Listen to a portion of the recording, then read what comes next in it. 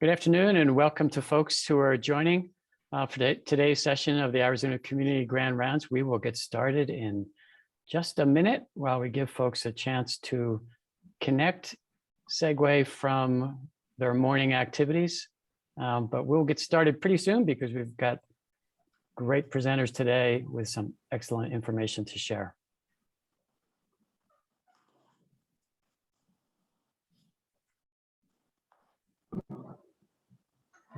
As you're joining today's session, it is entitled Suicide Prevention and Lethal Means Safety for Veterans. We're fortunate to have both Jon Perez and Lisa Lahaie. We'll do a bio for the presenters in just a minute. As a refresher, if you're new to the rounds, we're pleased to have these rounds hosted on a monthly basis. As a partnership and collaboration between the NARBHA Institute and Health Choice Arizona and Blue Cross Blue Shield of Arizona. We are always interested in your ideas on future topics, presenters, and sessions that we may hold. So please continue to share those ideas as you may have them either in the chat today or via email otherwise. Recordings of past sessions are available at the NARBHA Institute website. And during the course of today's session, we will include the link to where you can see recorded sessions. And today's session will be recorded and available for review by the end of the week. So I think we'll get started. And Jen, if you could please bring up the next slide that will just show the topic for next month. Just wanted to share that with you now. An announcement will be going out upon the close of today's session on December 16th.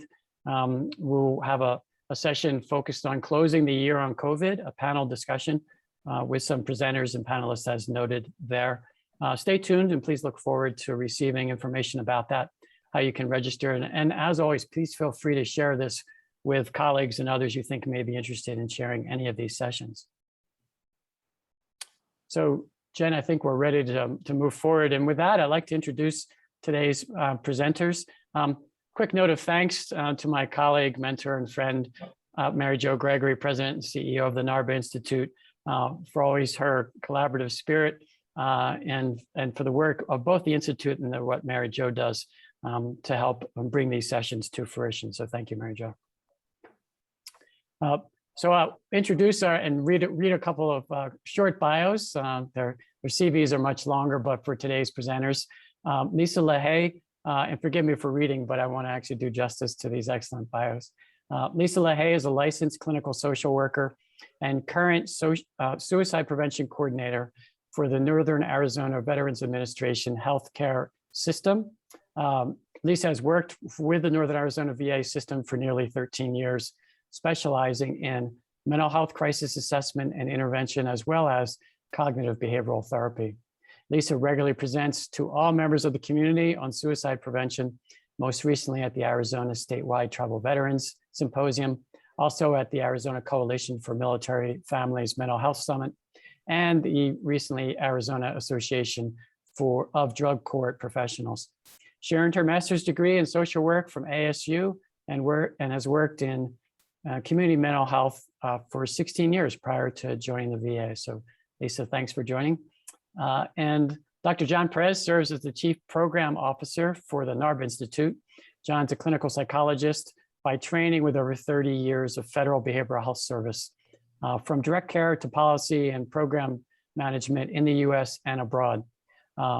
Relevant to this particular presentation, Jon's also served on multiple joint force deployments, including serving as the behavioral health chief aboard the USNS Mercy during initial US tsunami relief efforts in Indonesia in 2005, and also serving as the senior liaison officer between coalition forces in the Afghanistan Ministry of Public Health in 2007, 2008. I've known and worked with Jon for many years, and I'm proud to call him a colleague and friend, and welcome to today's session. So Lisa, I think we're going to proceed with you doing some slides first, and then Jon will follow. If you have questions, please feel free to enter them into the Q&A or chat, and at the right appropriate time, we will transition and get Lisa and Jon to answer your questions. And we welcome your questions and comments as we move forward. Lisa, I'll turn it over to you. Thank you. All right, thank you very much. Is my screen sharing okay? Your screen is sharing great. Wonderful. Looks marvelous. Okay. Thanks. Great. Thank you again, everyone, for joining us this afternoon. Again, my name is Lisa Lahaie, social worker at the VA. I'll be presenting along with Jon Perez, of course. And we're going to talk to you a little bit about suicide prevention, and specifically with the VA and community partners like Arizona Association for Military Families, the NARBHA Institute, and others are doing in the community to promote suicide prevention. So we'll start, of course, by talking a little bit about the scope of the problem of suicide. More than 45,000 adults died by suicide in 2019. This is equal to a rate of about 18 deaths per 100,000.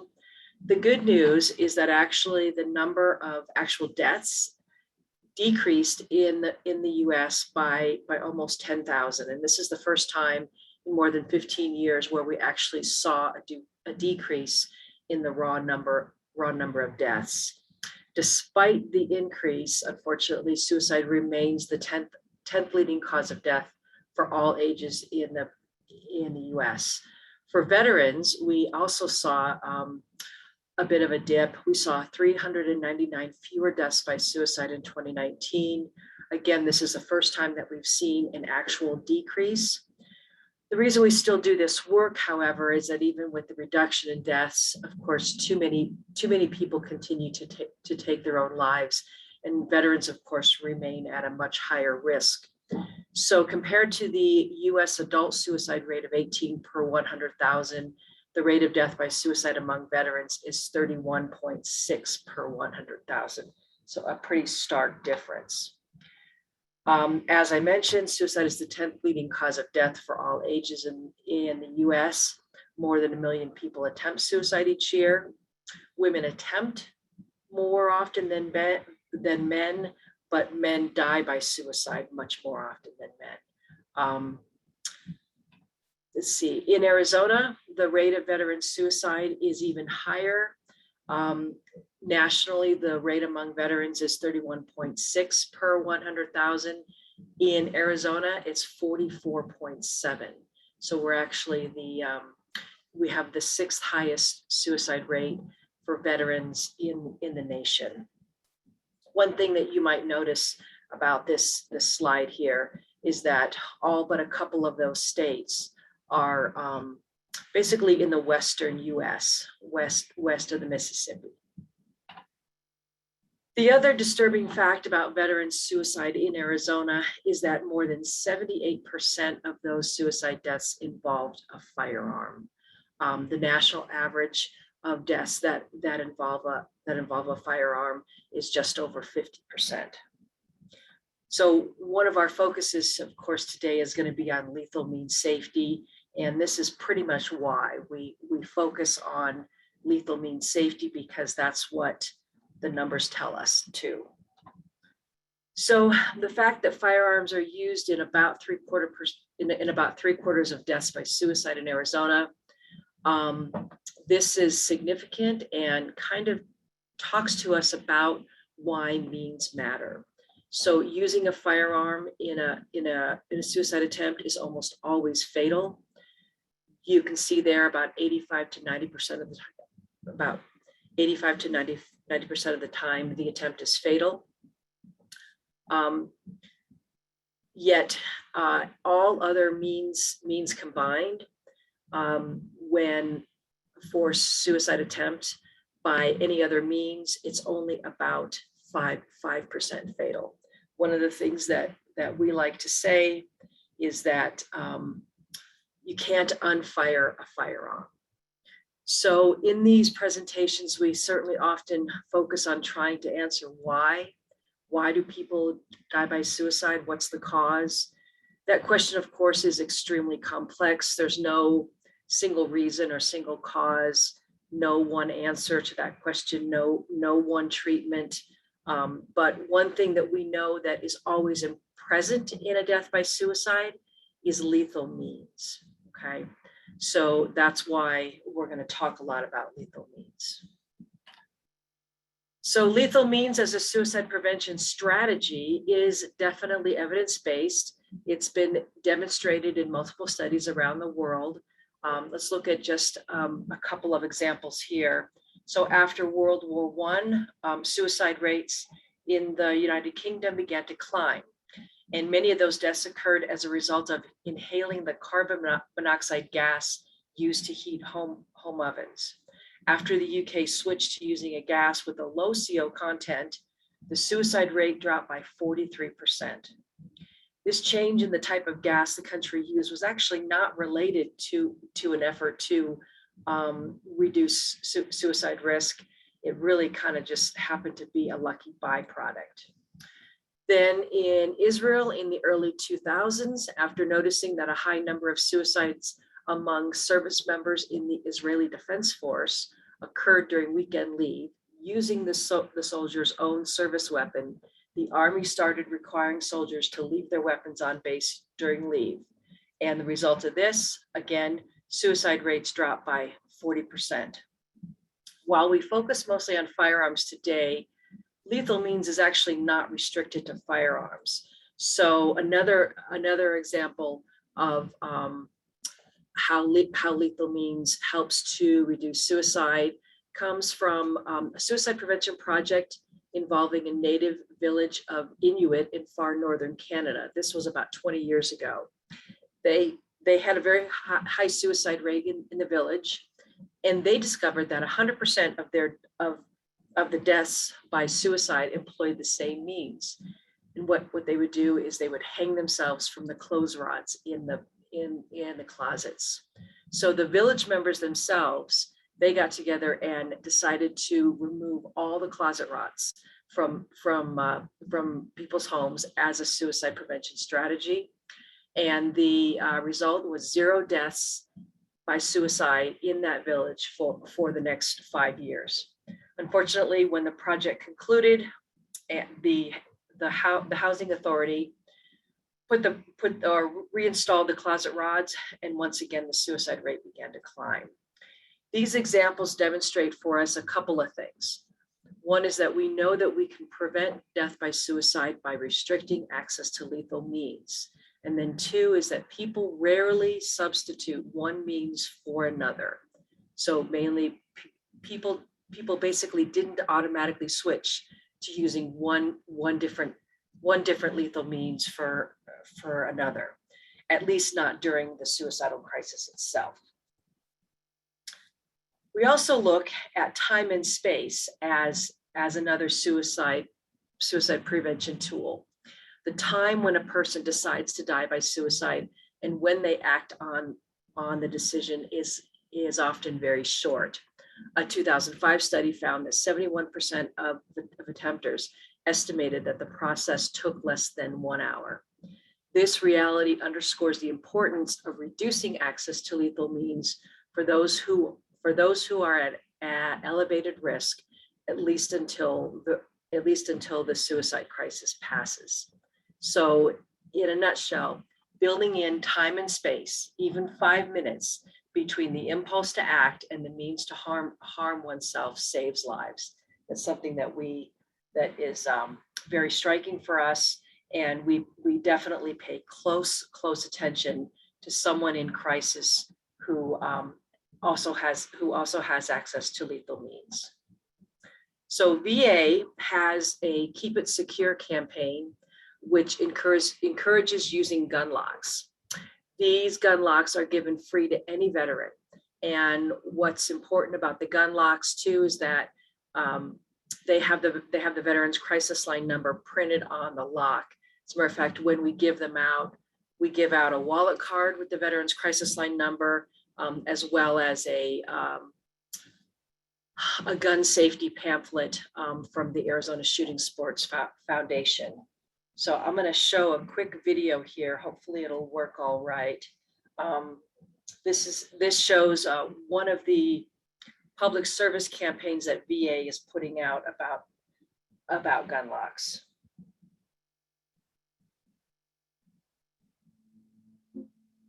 Crisis can happen unexpectedly to anyone, and though it may seem like a small barrier, a simple lock puts space between the thought and the trigger.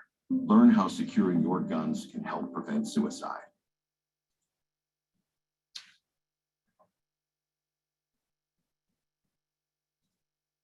And though it may seem like a... Okay, here we go. Crisis can happen unexpectedly to anyone, and though it may seem like a small bit.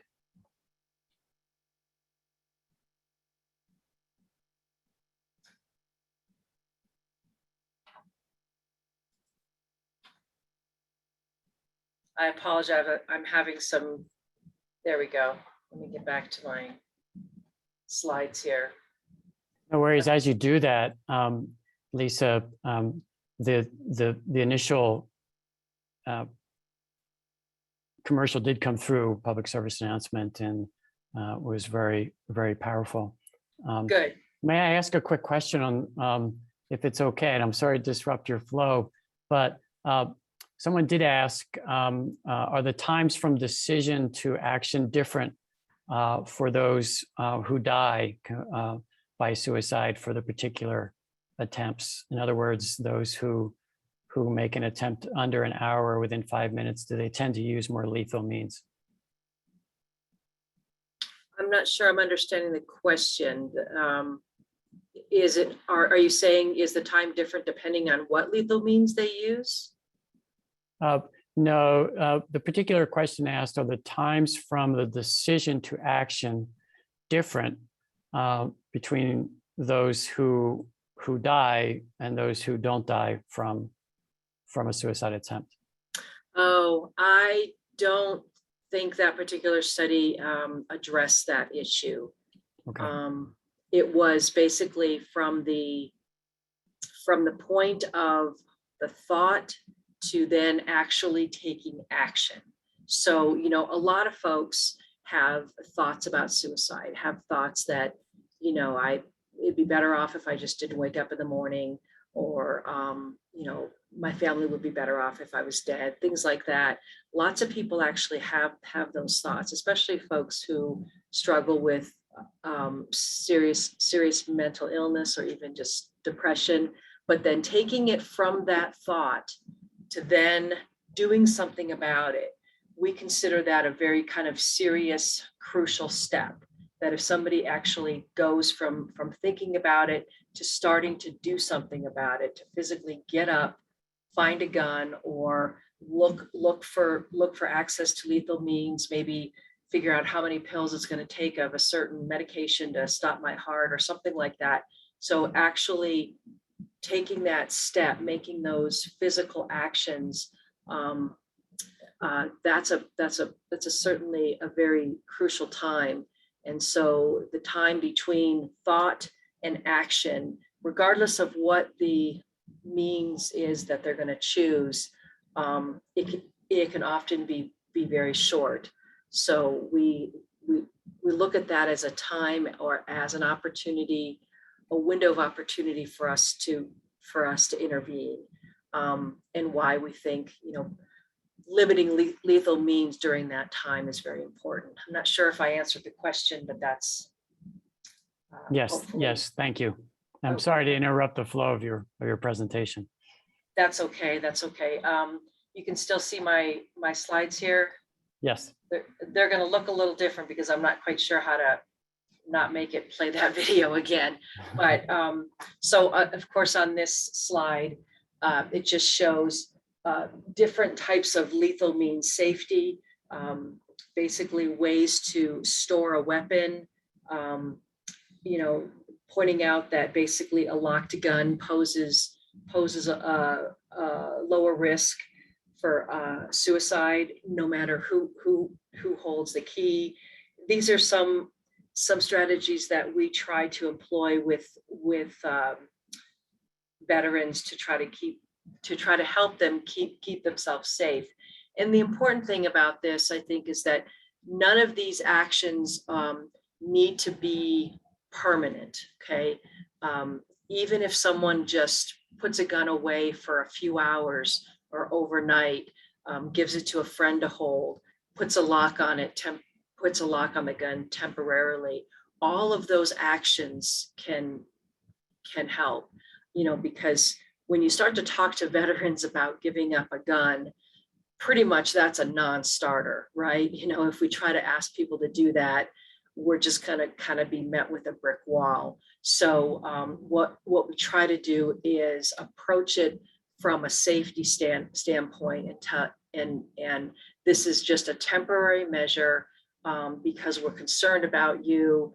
The person remains in control, of course, because VA doesn't take away anybody's guns. We don't want to do that. We can't do that. So it's more of a conversation, with the person, especially a veteran, acknowledging how important their weapons are to them, and helping them to create a safe space. So, of course, we have the Veterans Crisis Line, and we put the Veterans Crisis Line number on all of the gun locks, of course. There's a couple of other resources here before I turn it over to John that I wanted to talk about, especially for clinicians. The VA has a suicide risk management consultation program, and it's basically for any provider who serves veterans. The motto here is why or never worry alone. And you can initiate a consult to Rocky Mountain MyRec, which is one of the research hubs for the VA, and they can help you talk about risk assessment, lethal means safety, best practices, things like that. And then the last one, we also have a community provider toolkit.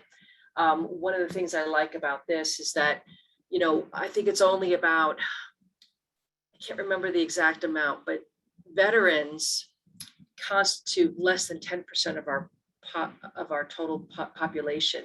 Active duty veterans are a much lower percent. So most of us walking around today are not veterans. So sometimes it can be hard to relate to them or to know kind of what they're going through. So with this community provider toolkit, there's free online training about military issues, military culture. That's very important to learn sometimes when you're talking to veterans. So a couple of resources I wanted to put out there. John, would you like to go on with your Keep It Secure campaign? Sure. I'm ready when you are. Go ahead. Let me see if I can share my screen now. Where am I? I don't see me, but let me see. And while you're doing that, just let me check. It's a question about copies of the slides with links. Yeah, those should be available after the presentation, and we can be able to share that. Thanks. Okay, let me pull back up.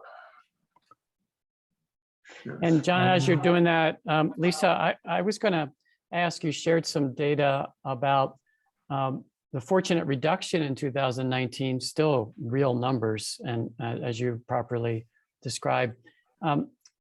Is it too early to have a sense of the impact of the pandemic, for example, 2020, in terms of some of the suicide fatality numbers? In the most recent report that we were given, they concluded that there was no real impact on the number of deaths by suicide based on because of the pandemic. I can tell you though that in terms of the work that we do here at the VA, especially in suicide prevention, one of the things that we do is respond to the Veterans Crisis Line calls. And I can tell you that the number of crisis line calls that we're getting has increased tremendously. We went from having maybe 30 or 40 calls a month to anywhere from 60 to 80 calls a month. So that we definitely saw an increase of, but right now, nothing related to the pandemic as far as actual deaths by suicide. No, thank you. I think that's been a bit similar. John, excuse me, did you need some, were you ready with slides or you need some I think slide I'm ready. assistance? I think the screen's got to be relinquished to me. Do I have that right? So that I can pick it up?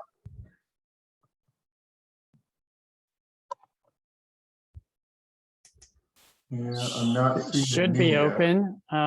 If not, maybe if you could send them to Jen, she could do it and we could, if you were able to use Lisa's slides.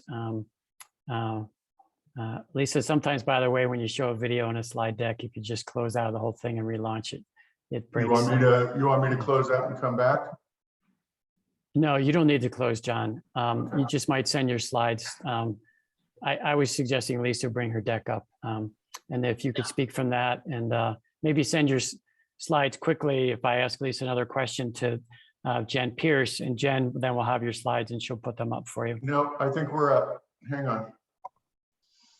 Okay. Good, we're All good. right. I doggy paddled long enough there. Okay. We're good. Turn it over to you. All right. We're ready to go. Ready to go. We will talk about technology here. And first of all, everybody put down your pens and take a step back. I've got a series of slides. Many of them are actually photos like this one, but they have particular meanings for the development of what came to that we now know as secure your weapon. And the story itself, you know, it actually begins here.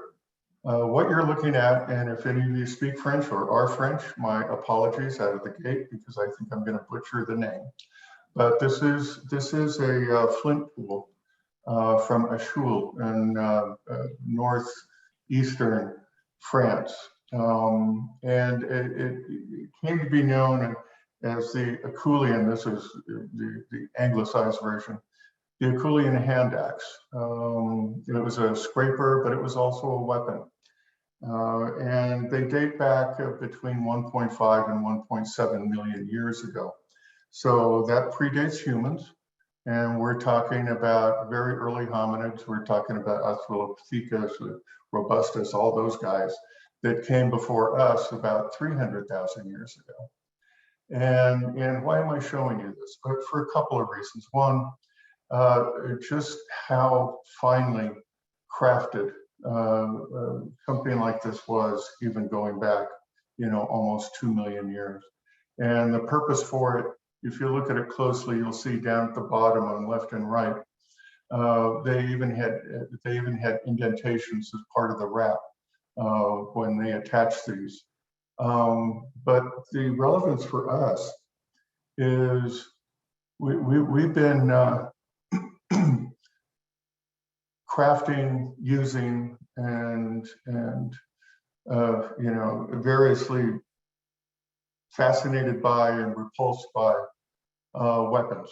And the reason I'm saying this is I think that this is actually you know, part of our DNA, our makeup. And I'm saying that because I think it's important as we go along here. That a weapon doesn't mean the same thing to everyone. And so I look at this from, you know, almost 2 million years ago. And if I can get in here to now, this picture right here is of a Minuteman II launch for Vandenberg Air Force Base in California. For those of you that don't know, a Minuteman II, it's a thermonuclear device. It's a thermonuclear missile, and it's got what they call multiple independent reentry vehicles. Bottom line is, this is the kind of weapon that can destroy life as we know it on the face of the planet. We have come a long ways in 2 million years and ways and means to harm each other. But we have not advanced emotionally to the same degree. And therein is the rub. This is part of when we talk about weapons and we talk about you know, their utility or their danger. It is really mixed up in this evolutionary place that I think we are as humans, where technologically we are advancing much faster than the body, mind, and heart and spirit that is actually operating that technology. And this is a line that I found fascinating because it's, whoops, let me go back. This is Lao Tzu, it's 500 BC, but I think it captures that kind of dissonance. And it's a very simple statement. Weapons, however beautiful, are instruments of ill omen, and they are indeed. But it's within that kind of dissonant world where I think a lot of veterans live, and it's even more so than the civilian community. And it really begins here. What you're seeing right here is it's a special operations troop, this one in the back, with some, I believe they're Afghan, looks like Kandahar. But the point of this picture is we have had, at this point in time, about 20 years of armed conflict. And, excuse me, of that 20 years, there was a study done by RAND a couple years ago, I think 2019, that said about 2.7 or 2.8 million personnel deployed 5.5 million times at that point in time to combat zones. And I mean, those are really kind of stunning numbers when you stop to think about it. And if we bring it forward to now, we're probably talking about 3 million personnel that deployed a total of 6 million times. Tells you some things right out of the gate, that you had multiple deployments for virtually everyone within uniformed service during that time.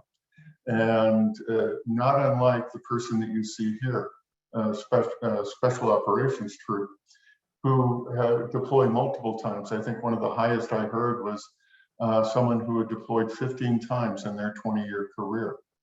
And the importance of that is if you take a look at this guy in the back, I mean, he's just bristling with weapons.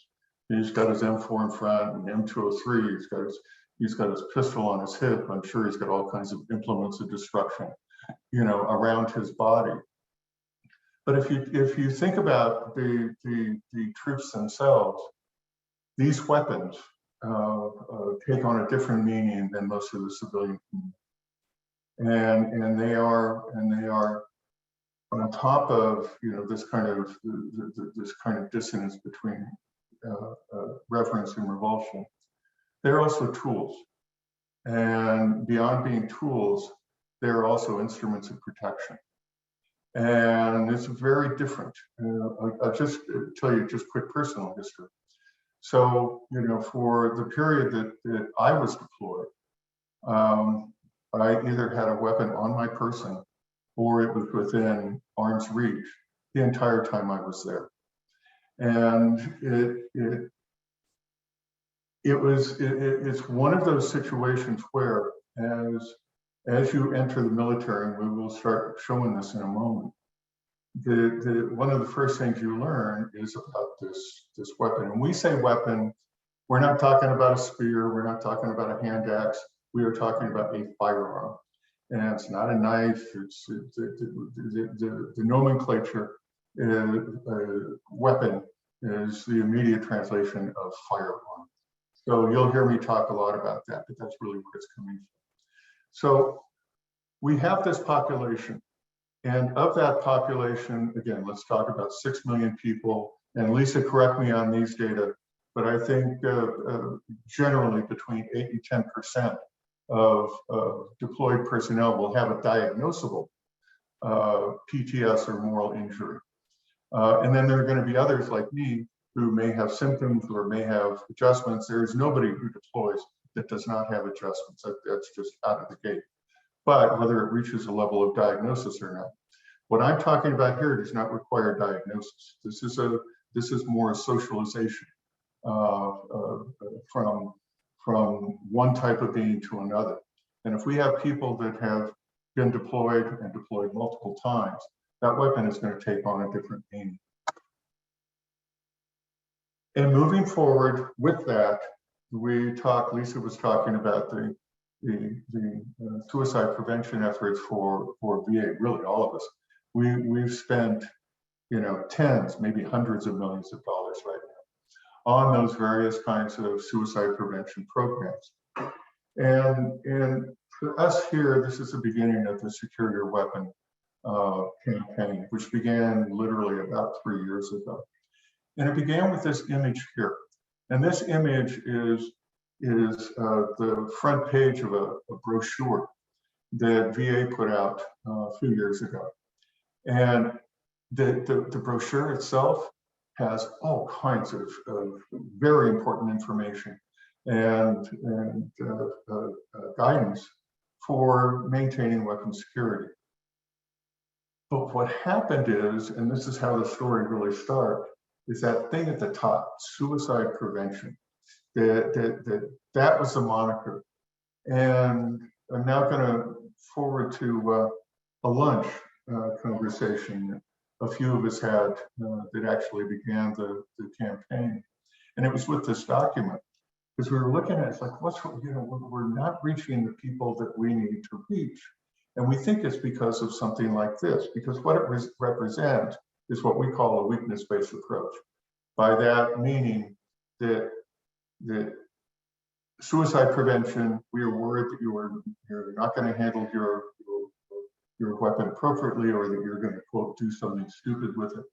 And that we're afraid and we're worried for you. And because of that, we want to make sure that you understand these various means and methods to maintain security. And to a person, people around the table, it's like, we know how to do this, well, and no, we're not crazy. What's wrong? And at some point during the conversation, I was the one that actually pointed, but I didn't realize I was doing it. We were just having this conversation. It's like, so, all you got to do is secure your damn weapon. And then we all kind of stopped and looked at each other. It's like, well, yeah, we know how to do that. But then that's when we started to talk through about the messaging and the difference between active duty military veteran community and civilian community. What you saw back here was the brochure from VA. And this is the approach that we began to take with Secure Your Weapon.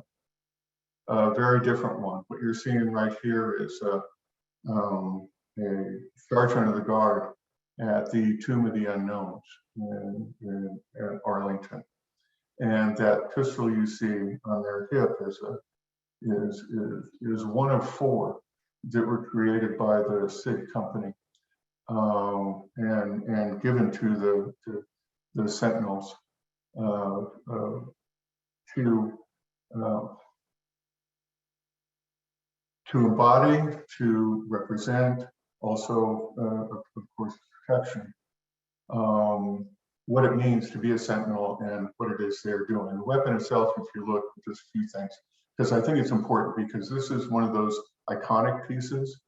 If you look on the slide itself, you see that XXI, that's for 21, and that's 21 gun salute, but it's also 21 steps that a Sentinel will traverse from post to post at the tomb. The magazine itself, which is that thing that's sticking out at the end of the grip, has 21 rounds. Again, the same reference. The wood on the handle comes from the USS Olympia, which was the ship that brought over the first of the unknowns that would be entombed there. And you'll see it is in dress blues. This is clearly reverential, but it captures also some of the reverence that the veterans have for their weapons. If we go back and we looked at at this guy. You know, he will have carried these things for, you know, potentially years. And they have, and I will use myself as an example. I valued and was thankful for mine. They helped keep me safe and got me home or helped get me home from pretty difficult places. And that relationship can continue even when you're out of uniform. So what we are trying to do here is to remind a veteran, and it's really a very simple question or a simple reminder. There's nothing complicated here, but what it is a different frame for what we are encouraging veterans, military members to do. And then we take a step beyond it. But for right now, it's this. And what does secure your weapon mean? It is an iconic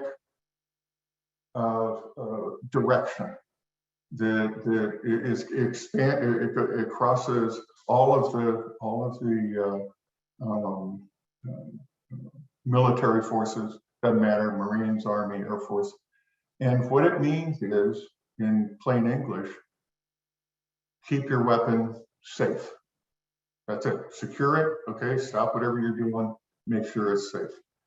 In a military context, this is the definition. Your weapon is under your direct control, or it is secured, preferably locked.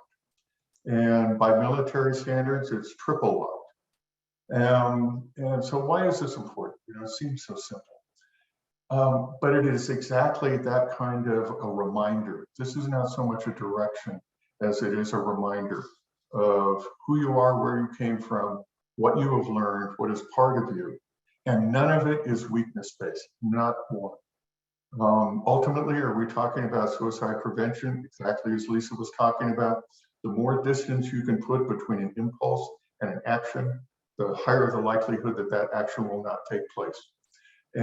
But being able to communicate it, you can't get through that suicide prevention, which will shut people off, to be able to get to that place about you need to do this. And that's where this really started to develop. Now, the term itself, we started to shop around. It's like, does this really work? And when I say we, we're talking about the Arizona Department of Veterans Services, talking about Arizona Coalition Military Families, talking about Tri-West, Access, anyway, multiple groups, and you'll see some of them at the end. Because we wanted to see if this had resonance. And uniformly, when we test marketed, when we took the message, and we took the message, you guys might appreciate this, everywhere from some of the premier weapons training sites in the world to the Franciscan Renewal Center, that this messaging resonated and that it may have a positive impact on veterans and veterans community. And this is how it was born. And the collaborative really, it's a social marketing and education effort.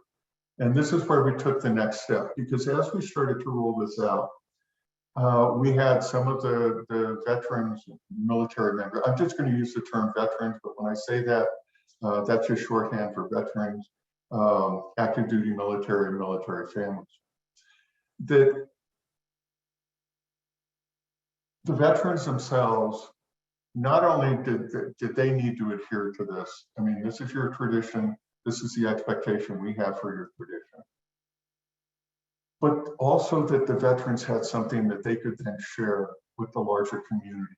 Why is that important? Again, we go back to the weakness base, that you have, we're reaching out to you because we're worried about you, you know, scared, we're anxious and want to help, as opposed to you have this experience, and what we're asking you or reminding you to do is what you've always done, but we also want you, because of your experience, because of your training, because what you have to offer, that it has value beyond just the veterans community, but be able to share that with the broader community.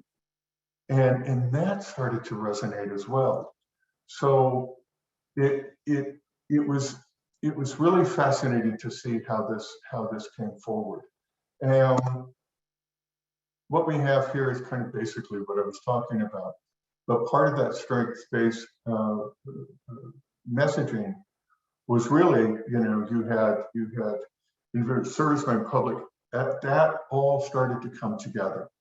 And with that, we were talking about, okay, now how do we get this out?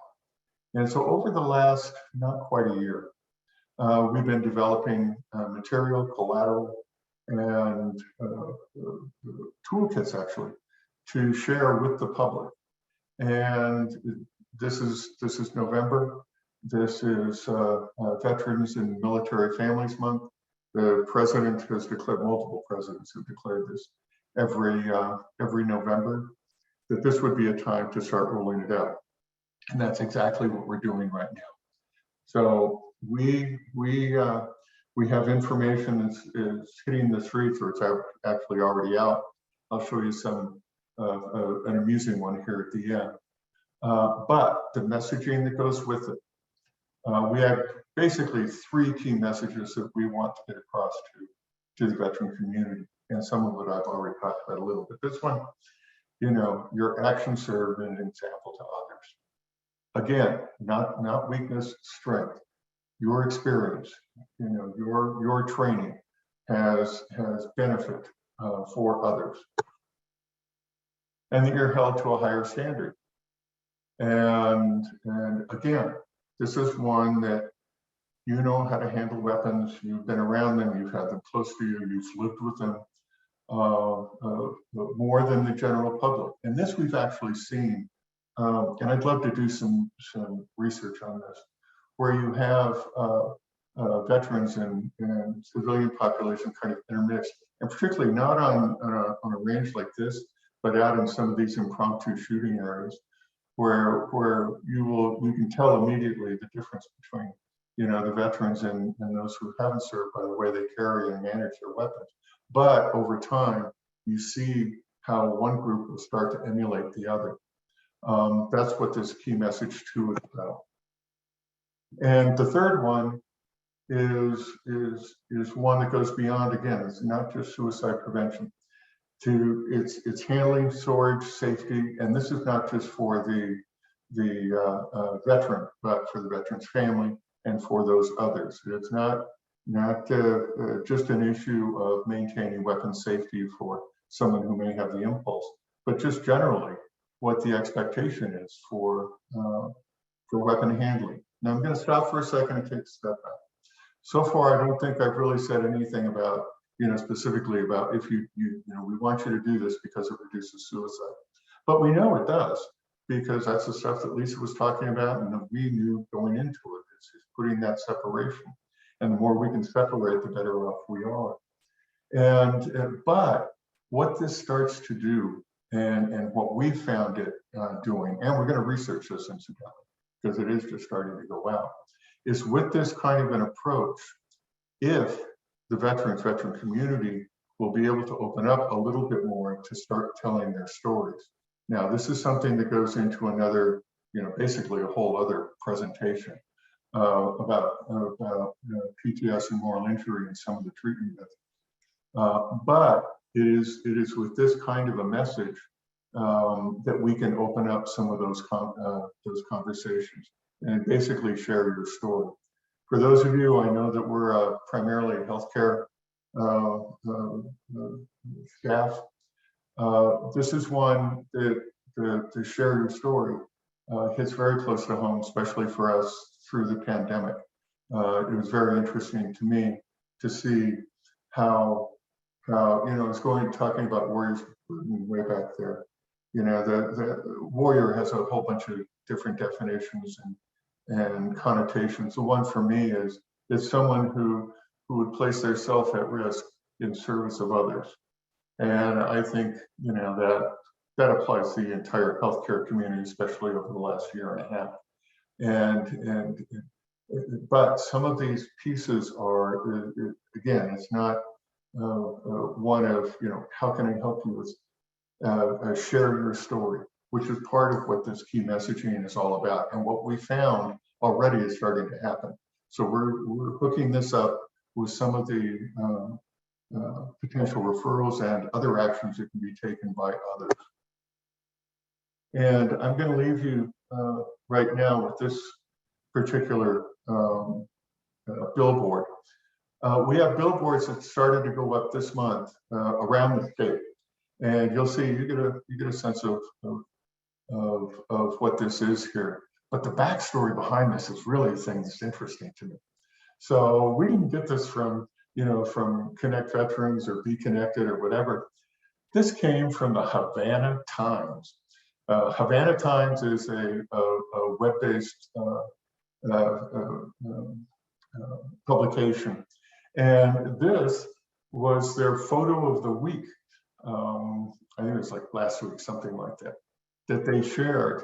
And what they said is that the message resonated and that they wanted that message to get out. So very interesting to me. And before we get to questions, because I want to wrap this up a little bit and close the circle. We are just now coming out with the material. I have, if you go to these, a couple of these sites, you'll see what some of that material is. We are waiting, we are caught in the supply chain difficulties, I think just like a lot of other people are. So a lot of our swag and collateral isn't here yet, but you'll get a sense of what some of the imagery is going to be. And I'm leaving with, these are the people that helped put this together. And as we develop it, as it starts to hit the street, we're putting evaluation components on it too. And that is, does it work? What do we need to change? What is it that we need to adjust? But the tagline thus far has been very effective and opened up ways and means to connect with people that we hadn't had before. Top middle, where it says Be Connected, that is one site that I would highly recommend you cruise around in. If you are a healthcare agency, I'd highly recommend that you see about being a partner within it.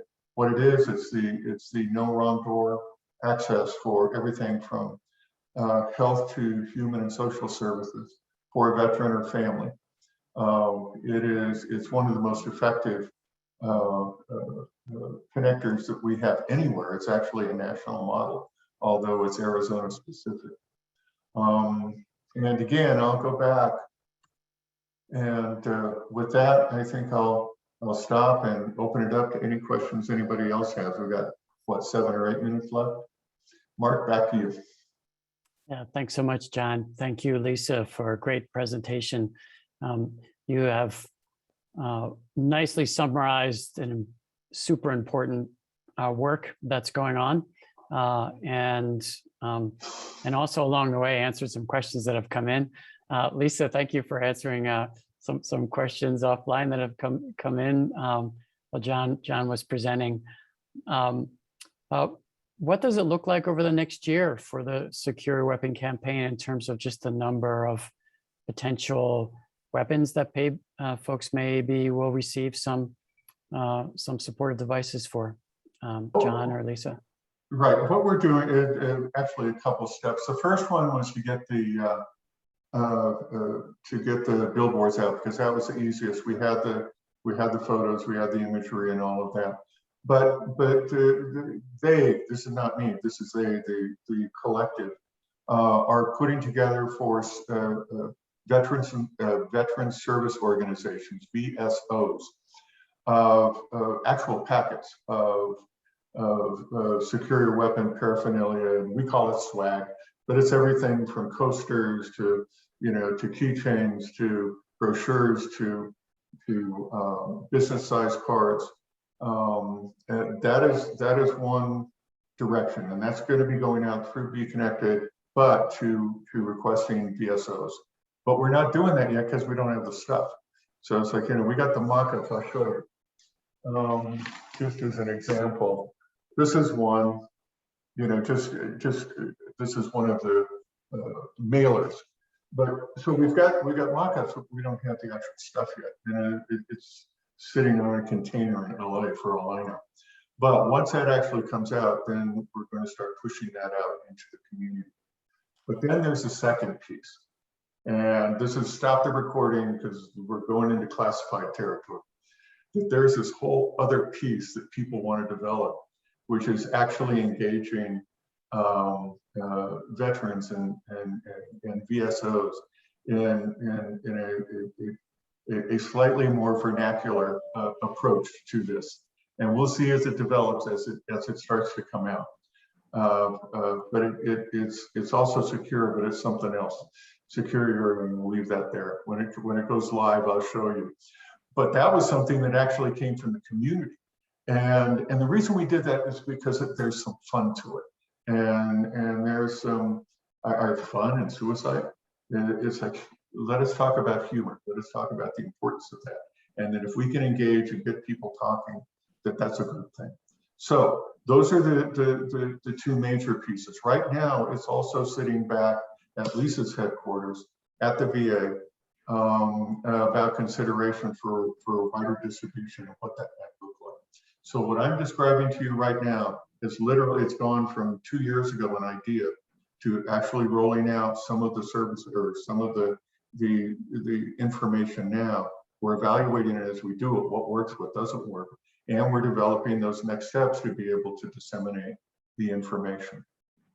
No, that's great. Thank you. And a lot can happen that's good in 2 years. Past 2 years has brought us a lot of challenge. So this is a great example of good that's going on. Hey, we have a couple minutes left, a couple of quick notes and some questions come in. Quick question, John, if you may, is there a process for hosting trained veterans in a sort of peer or mentor relationship to talk at different agencies? Is any of that work going on? Through Be Connected, yeah, absolutely.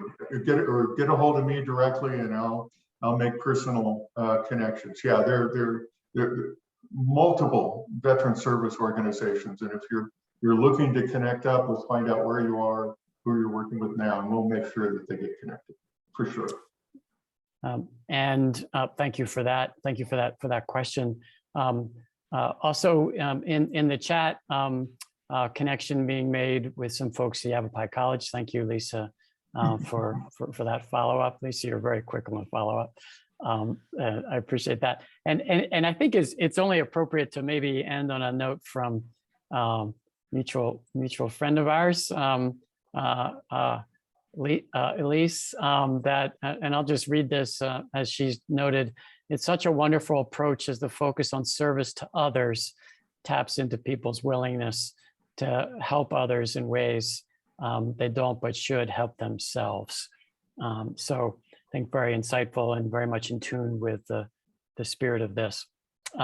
Well, we've come to the end of our hour. Thank you everyone for joining. Thank you most importantly, Lisa and John, for not just the presentation you made today, but for the important work that you are doing, you and your colleagues and others maybe who are listening in today or part of this important work for our veterans and for our communities.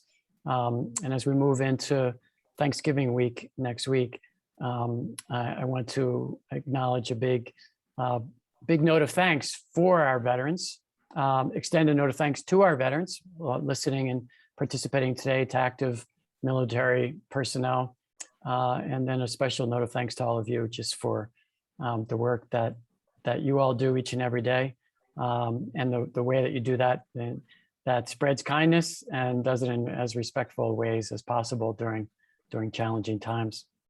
So Lisa, John, thank you so much. Mary Jo, thank you for your mentorship and collaboration. And I wish everyone a happy Thanksgiving, and we'll see you next month. Bye now. Thank you. Thank you. Thank you all.